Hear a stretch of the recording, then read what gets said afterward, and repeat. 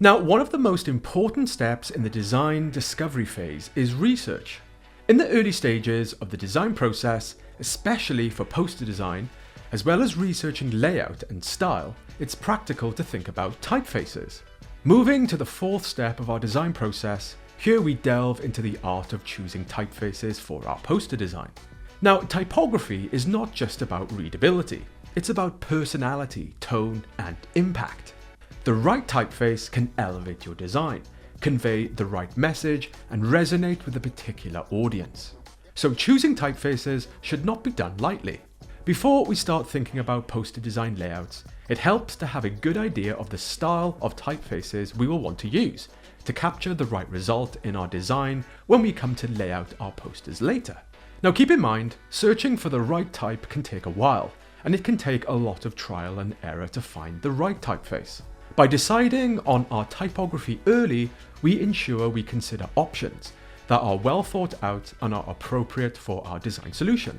This also offers a seamless transition into our artwork phase later, keeping our creative flow uninterrupted and saving precious time during the layout phase, where we can hit the ground running. So to make the process of creating my artwork easier and to have something to start with, I like to be ready with at least a handful of typefaces. In this part of the class, we'll explore how to choose typefaces that align with our mood board, message, and aesthetics. This step is all about preparation and organization, ensuring that when we begin to build our poster in the creative software later, every piece fits together perfectly. So let's dive into the world of typography and prepare ourselves for a smooth, efficient process. Remember, the fonts you choose are the voice and tone of your poster. So let's get into it.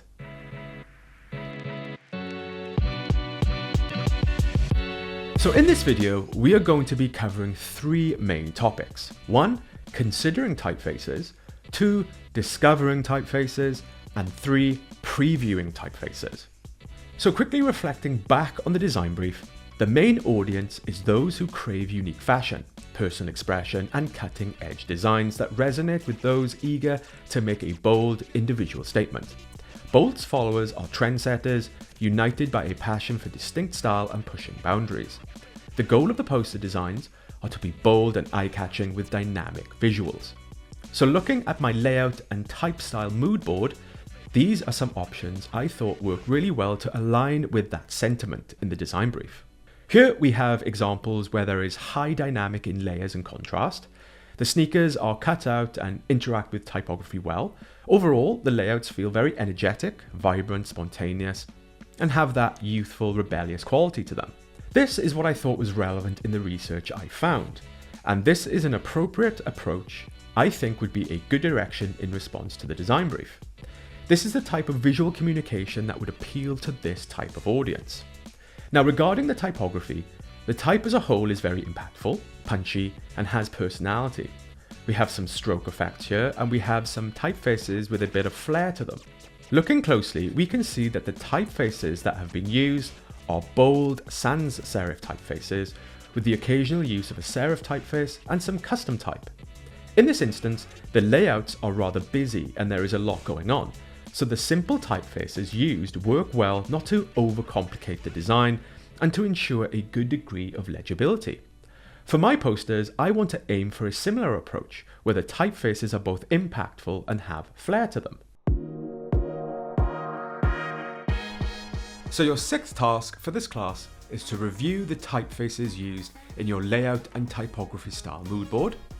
Look carefully at the typefaces in your research, identify the styles of typefaces used, and look at how they work as part of the designs.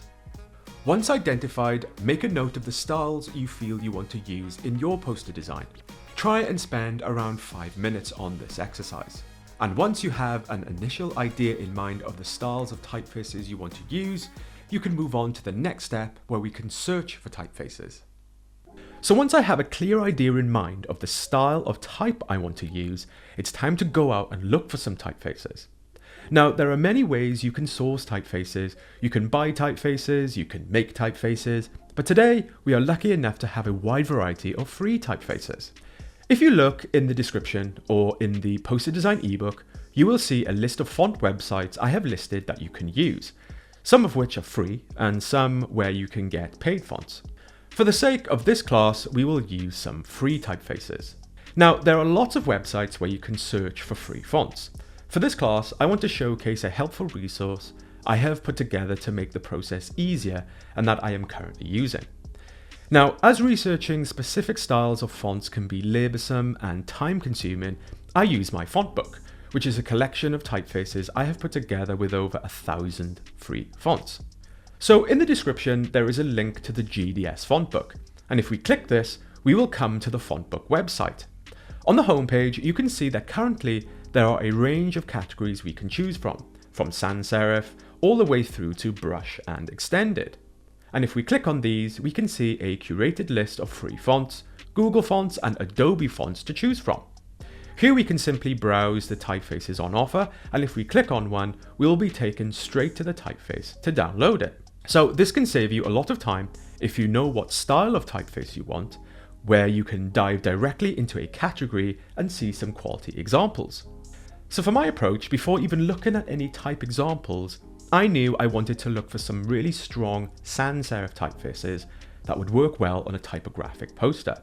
I was also open to looking at some examples with a bit more flair that could add another element of style and expression to my poster designs. So here I looked into the sans serif category, the serif, the slab serif, the display, the chunky and the condensed category. Now, one technique I like to use, which I would also highly recommend, is to preview your fonts as you find them. I find this helps me to get a nice holistic view of a typeface, to quickly see the qualities and if they are suitable for my design, and also quickly compare them to other fonts. For this, I like to use an illustrated document I have prepared where I have set up a series of pre-filled text boxes where I can simply change the font on the fly to look at the qualities of the typefaces and get a first impression. Here I can quickly look at the upper and lowercase letter forms to get a quick feel for them.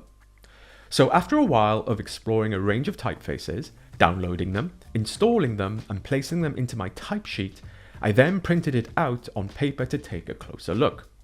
Here I have 3 sheets with 9 samples on each, and I have done this to get a good view of a range. I think I spent about half an hour on this, searching and selecting a few to place in here.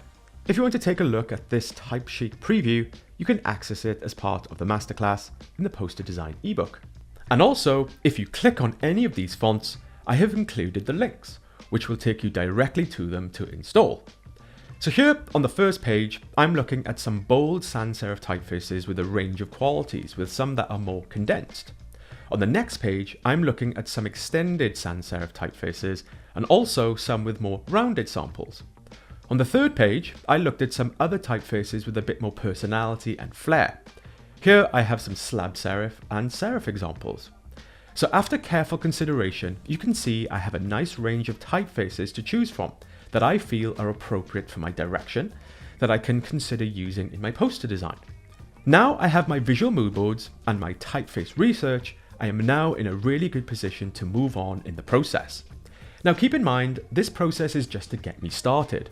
There is still a chance some of these fonts I chose may not work in the final layouts later, but there is a strong chance that some will.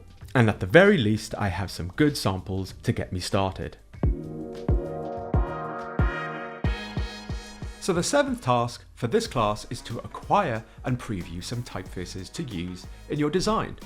As recommended, you can either go to the font book website, browse other platforms, or use any typefaces you may already have. Be sure to click the class links doc in the class download folder to click on the links for font websites to explore. Be sure to refer to the task list PDF in the class download folder for more instructions for this task. So try and spend around 30 minutes to an hour on this exercise. And once you have settled on a final set of typefaces you would like to see in your design, you can then move on to the next step.